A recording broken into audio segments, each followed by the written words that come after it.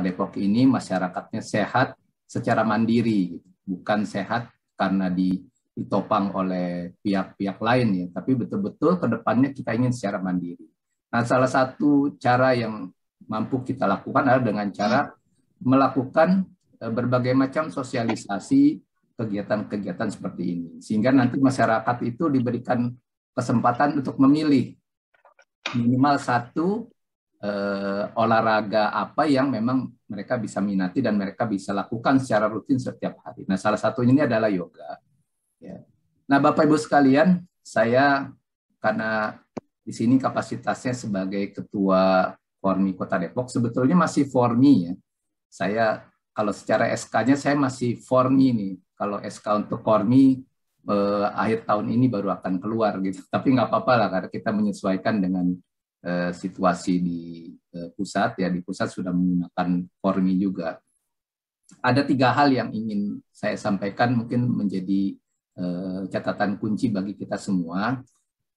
Saya mengambil istilah yang sering kita dengar ya kalau bicara masalah kesehatan, karena kalau secara konvensionalnya kan kesehatan itu kita tangani secara promotif, preventif, kuratif dan rehabilitatif ya. Nah, kalau kuratif dan rehabilitatif ini udah sulit untuk ditangani oleh masyarakat, tapi ini menjadi tanggung jawab pemerintah. Nah, yang mampu kita lakukan adalah tindakan promotif dan preventif tentunya. Nah, terkait masalah promotif, mungkin kita sudah banyak dari pihak rumah sakit juga melakukan berbagai macam promosi kesehatan, dari pemerintah kota juga demikian. Gitu. Nah, yang perlu kita tekankan ya di yoga pada khususnya kita bisa mengambil porsi preventifnya itu. Ya. Apa itu? Karena selama ini kita melihat ya, terutama ya terkait masalah penanganan COVID ya entah kenapa mungkin kita lebih banyak terdoktrinasi ketimbang edukasinya ya. Karena lebih banyak terdoktrinasi masalah COVID ya, masyarakat kurang teredukasi, akhirnya kita sulit untuk membedakan mana yang kuratif, mana yang preventif. Ya, bahkan bicara masalah kuratif, akhirnya pemerintah pun juga harus menyiapkan anggaran yang sedemikian besar gitu, untuk penanganan COVID ini. Nah, kalau sekiranya kita bisa mampu melakukan tindakan preventif, saya pikir ini jauh lebih murah dan jauh lebih menyehatkan. Ya. Nah, apa itu yang preventif? Nah, ini saya ingin menyampaikan 3 hal. Ya. Yang pertama adalah ada istilah yang sering kita dengar, you are what you eat. Ya. Jadi kita ini adalah dipresentasikan adalah ada dengung. Nah, pertama adalah kita itu adalah apa yang kita makan. Ya.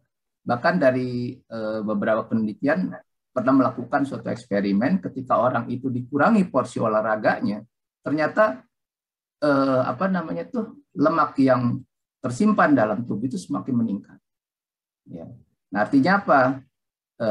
Olahraga di sini itu sebagai penyeimbang ya dari apa yang kita makan. Ya. Kalau kita lebih banyak inputnya tetapi sedikit outputnya, ya otomatis tabungan di tubuh kita makin banyak. Ya. Kalau tabungannya dalam bentuk uang di bank mungkin bagus gitu ya.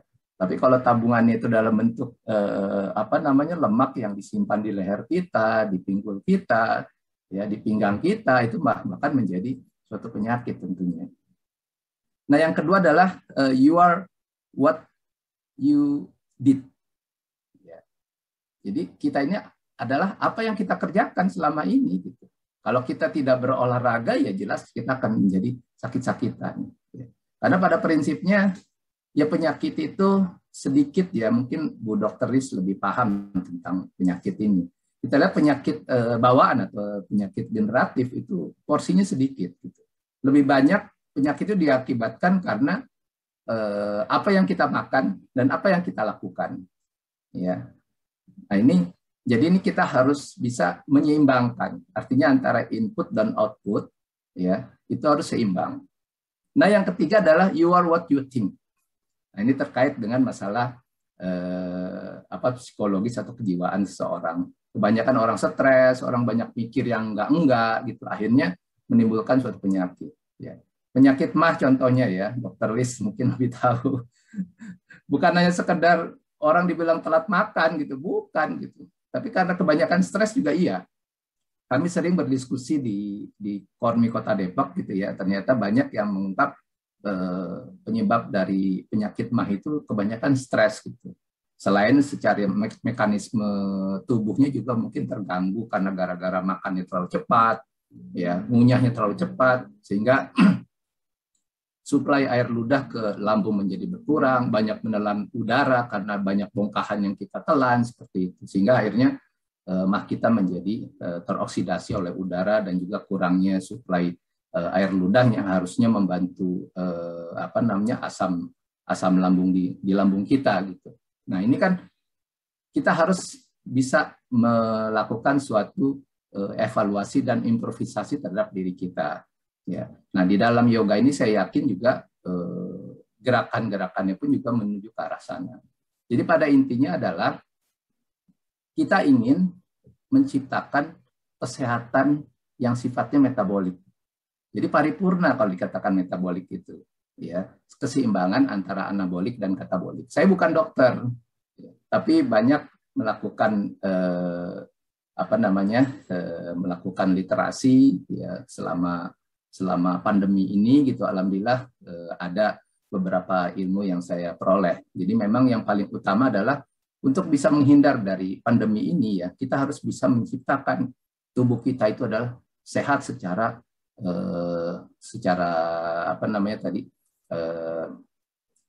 secara seimbang ya, yaitu antara keseimbangan antara anabolik dan katabolik.